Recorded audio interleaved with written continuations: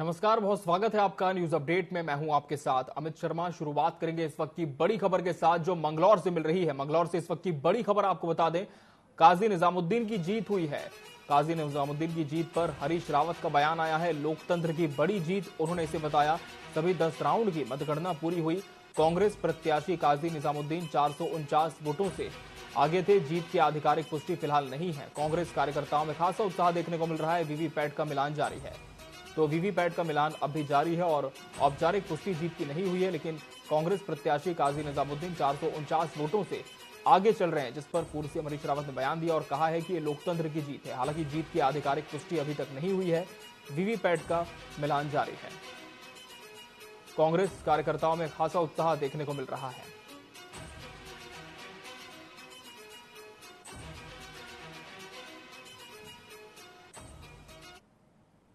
दोनों जगह कांग्रेस जीत गई है। श्री बद्रीनाथ जी की कृपा से हम बद्रीनाथ भी जीत गए हैं और हम मंगलौर भी जीत गए हैं। और इस जीत में जहां बद्रीनाथ और मंगलौर की जनता जनार्दन की बहादुरी का परिणाम है, भाजपा हौसला नहीं कर पाई और इसलिए वो एक ही बूथ पर दो बूथों पर केवल कब्जा कर पाई, नहीं तो उनकी योजना लगभग 20 बूथों पर कब्जा करके पूरे परिणाम का अपहरण करने की थी। तो कांग्रेस प्रत्याशी काजी निजामुद्दीन की 449 वोटों से आगे लीड दिखाई दे रही थी और वीवीपैट का मिलान अब भी जारी। हालांकि जीत की आधिकारिक पुष्टि नहीं है, लेकिन कांग्रेस कार्यकर्ताओं में नेताओं में जश्न का माहौल है। लोकतंत्र की बड़ी जीत इसे बताया जा रहा है। मंगलौर विधानसभा उपचुनाव के नतीजों की हम बात कर रहे हैं।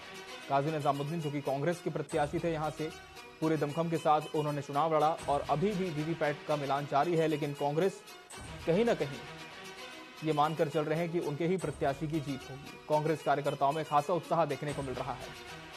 तो मंगलौर से ये बड़ी खबर आपको बता रहे हैं। काजी निजामुद्दीन की जीत को लेकर कांग्रेस पूरी तरह से आश्वस्त है। जीत पर हरीश रावत का बयान आया है। उन्होंने कहा है कि ये लोकतंत्र की जीत है। हालांकि वीवीपैट का मिलान अब भी जारी है। जीत की आधिकारिक पुष्टि नहीं हुई है।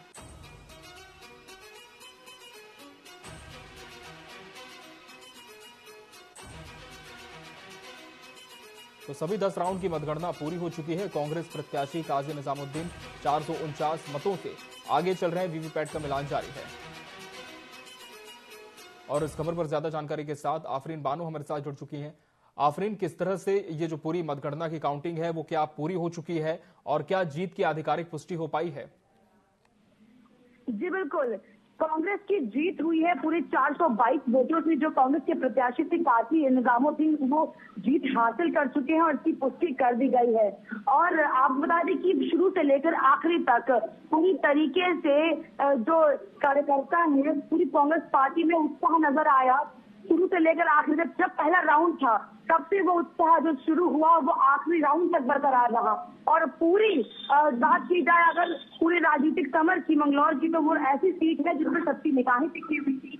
ये सीट एक हॉट सीट बनी हुई थी, क्योंकि जिस तरीके से शुरुआत में जब मतदान हुआ था, जिस तरीके का उपद्रव है वहां पे देखने को मिला था, वो तस्वीरें सामने आई थी, वो काफी भयावह थी। उसके बावजूद भी जिस तरीके से कांग्रेस की जीत हुई है, ये अपने आप में एक बहुत बड़ी बात है।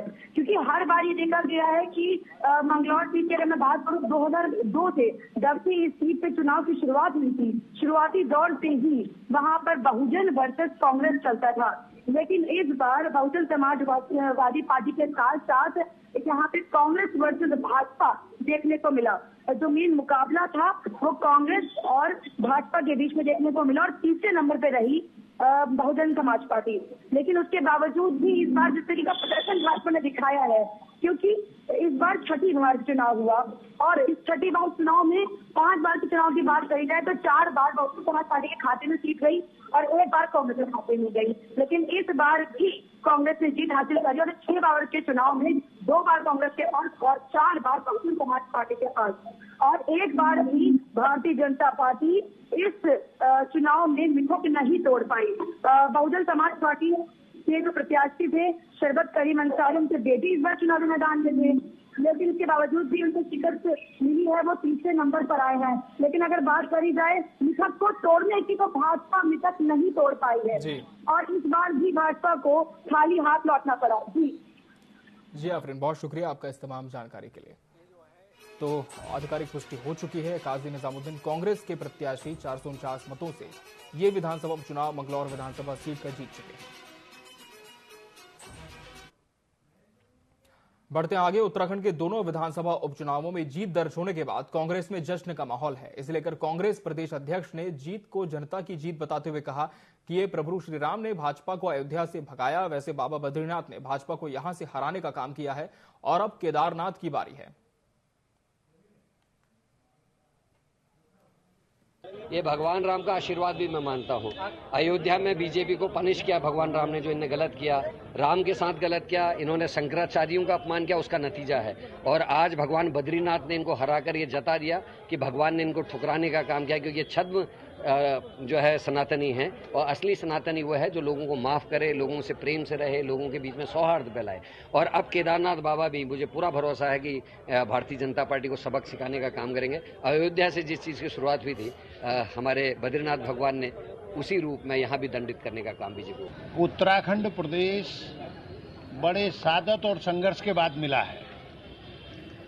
यहाँ सरकारों को तोड़ना, चलती हुई गाड़ी से विधायकों को खींचना, दल बदल कराना इस प्रदेश के स्वास्थ्य के लिए कतई उचित नहीं है। यहाँ के लोगों के सपने हैं जो साकार होने हैं, और बद्रीनाथ की जनता ने इसको कतई पसंद नहीं किया और बड़े बहुमत के साथ वहाँ कांग्रेस का प्रत्याशी जीत गया है। इसलिए मैं बद्रीनाथ की जनता को बारंबार प्रणाम करता हूँ और सभी कार्यकर्ताओं का आभार व्यक्त करता हूँ। दिल्ली में उत्तराखंड के राज्यपाल लेफ्टिनेंट जनरल गुरमीत सिंह ने प्रधानमंत्री, राष्ट्रपति और कई केंद्रीय नेताओं से मुलाकात की। राज्यपाल ने राष्ट्रपति द्रौपदी मुर्मू को नैनीताल राजभवन के 125 वर्ष पूर्ण होने के मौके पर मानस खंड भ्रमण के लिए उत्तराखंड आने का न्योता दिया। उन्होंने राष्ट्रपति को नैनीताल राजभवन के गौरवशाली 125 वर्षों की यात्रा पर आधारित कॉफी टेबल बुक, लघु फिल्म और देहरादून राजभवन में हुए वसंतोत्सव 2024 पर आधारित कॉफी टेबल बुक भी भेंट की। वहीं राज्यपाल ने पीएम मोदी से भेंट कर उन्हें तीसरे कार्यकाल के लिए बधाई दी। राज्यपाल ने उनसे विभिन्न विषयों पर भी चर्चा की। इसमें उत्तराखंड के मानसखंड क्षेत्र में उनके भ्रमण के उपरांत बढ़ रहे पर्यटन, G20 सम्मेलन में प्रदेश को अवसर देने और ग्लोबल इन्वेस्टर समिट में उपस्थिति के लिए प्रधानमंत्री का आभार जताया।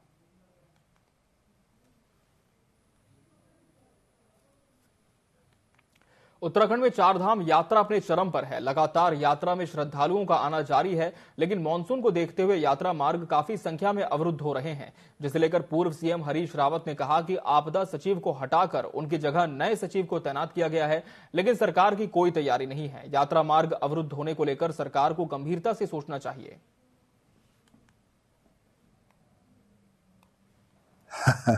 हटाने से कोई काम चलेगा? सबसे बड़ी बात यह है कि आपकी तैयारियां कुछ नहीं है। मानसून का सामना करने के लिए तैयारियां कुछ नहीं है। सारी सड़कें जो है 3-3 दिन, कल 2.5 घंटा तो एक छोटी सी सड़क में हम गए तो वहां हमको रुकना पड़ा, जबकि मेरा कार्यक्रम पहले से गया था, मेरा भी, यशपाल आर्या जी का भी, जो उनको मालूम था, इसलिए जेसीबी भी रखी थी, लेकिन 2.5 घंटा इंतजार करना पड़ा हमको जो है सड़क ठीक होने के लिए। बद्रीनाथ विधानसभा उपचुनाव में कांग्रेस की जीत हुई है। उम्मीदवार लखपत सिंह बुटोला 5224 मतों से चुनाव जीते हैं। कांग्रेस उम्मीदवार को कुल 27,696, बीजेपी उम्मीदवार को 22,691 मत मिले। लखपत सिंह बुटोला ने बद्रीनाथ की जनता को जीत का श्रेय देते हुए कहा कि जनता ने अपना जनादेश दिया है और जो जनता के जनादेश का अपमान करेगा उसको जनता से गाली सुननी पड़ेगी। मैं बद्रीनाथ विधानसभा के सर्वाधिक विकास के लिए काम करूंगा। जीत के बाद कांग्रेसियों ने जमकर जश्न मनाया। जीत के बाद कांग्रेस नेताओं ने जमकर जश्न मनाया। मैं तो निमित्त मात्र था। ये बद्रीनाथ की जनता के स्वाभिमान का चुनाव था और बद्रीनाथ की जनता के स्वाभिमान के साथ उन्होंने अपने स्वाभिमान को, अपने गुरूर को, अपनी नैतिकता को दिखाते हुए पूरी सरकार को दिखाया है। चाहे वो दिल्ली की सरकार हो, चाहे उत्तराखंड की सरकार हो, यदि तुम जनप्रतिनिधियों को बेचने का काम करोगे, खरीदने का काम करोगे, तो निश्चित रूप से इनको जनता के साथ मुंह की खानी पड़ेगी। और बद्रीनाथ की जनता ने चुनाव लड़ा है और पूरी बद्रीनाथ की जनता को मैं बहुत बहुत धन्यवाद देता हूं।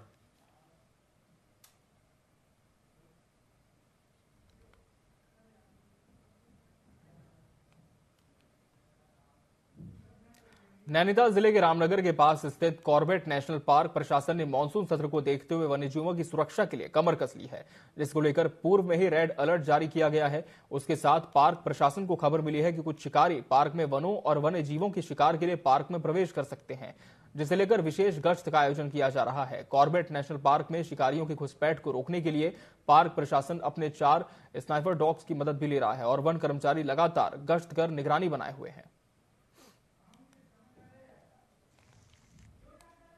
देखिए, मानसून काल में हमेशा ही ये गुंजाइश रहती है कि पोचर्स थोड़े एक्टिव हो जाते हैं, तो इसी उनकी एक्टिवनेस को देखते हुए कॉर्बेट टाइगर रिजर्व प्रशासन के द्वारा विशेष गश्त आयोजित की जा रही है। जो हमारी संवेदनशील सीमा है, दक्षिणी सीमा, उस पर वाइल्ड लाइफ स्निफर डॉग्स को डिप्लॉय किया गया है। इसके अलावा जहां फुट पेट्रोलिंग संभव नहीं है, वहां पर हाथी के द्वारा और ड्रोन पेट्रोलिंग भी की जा रही है। देखिए, मानसून काल में हमेशा ही ये एक दिवसीय दौरे पर नैनीताल पहुंची राज्यसभा सांसद कल्पना सैनी ने स्वर्गीय चमन लाल बजाज की स्मृति में भारतीय सैनिक विद्यालय में आयोजित बेटी बचाओ और बेटी पढ़ाओ कार्यक्रम में शिरकत की। राज्यसभा सांसद ने लेक सिटी वेलफेयर के सहयोग से विद्यालय में 50 छात्र छात्राओं को स्कूल ड्रेस वितरित किए। साथ ही हाई स्कूल और इंटरमीडिएट के मेधावी छात्रों को सम्मानित किया और कहा कि जब से भाजपा सरकार ने बेटी बचाओ बेटी पढ़ाओ मिशन की शुरुआत की है, तब से इसके सकारात्मक परिणाम देखने को मिले हैं। जिस तरह से ये मिशन प्रारंभ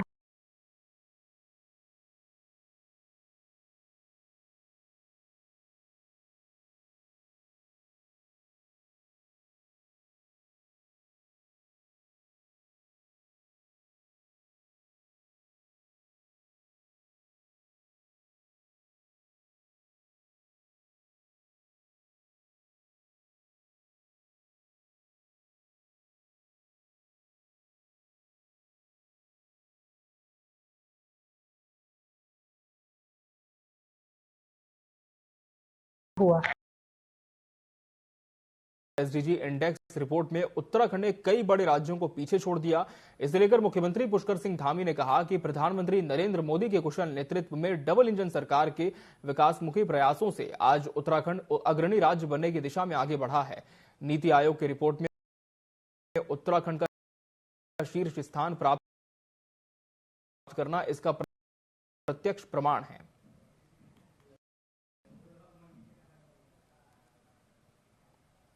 मसूरी नगर पालिका सभागार में स्वच्छता सर्वेक्षण 2024 के लिए शुक्रवार को कार्यशाला का आयोजन किया गया। इसमें मसूरी को स्वच्छ और सुंदर बनाए रखने में अपना अहम योगदान देने वाले पर्यावरण मित्रों को सम्मानित किया गया। आम जनता से आह्वान किया गया कि मसूरी को स्वच्छ बनाने में योगदान करें।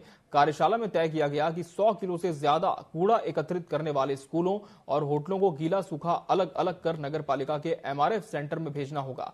नगर पालिका इसके लिए वाहनों की व्यवस्था करेगा। शहर में जगह जगह पर डस्टबिन लगाए जाएंगे। इस अवसर पर अधिकारी ने कहा कि स्वच्छता सर्वेक्षण 2023 में मसूरी नगर पालिका को दूसरा स्थान प्राप्त हुआ है, जबकि कुछ कमियों के कारण मसूरी नगर पालिका 1 अंक से पिछड़ गई है, जिसे दूर करने के लिए लगातार प्रयास किए जा रहे हैं।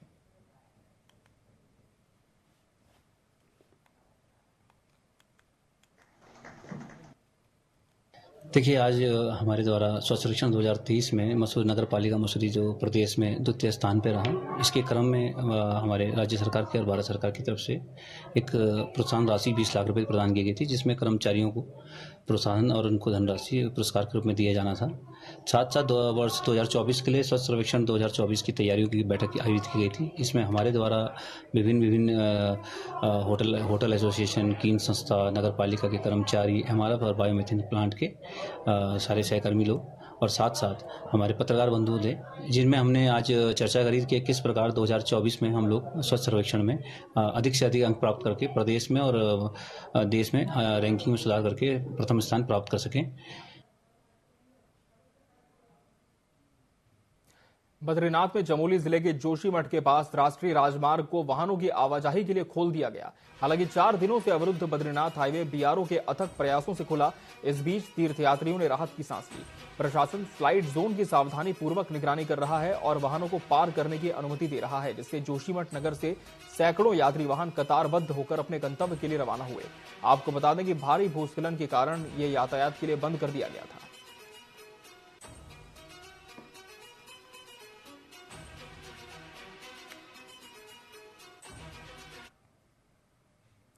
और न्यूज अपडेट में फिलहाल इतना ही। मुझे और मेरी पूरी टीम को दीजिए इजाजत। नमस्कार।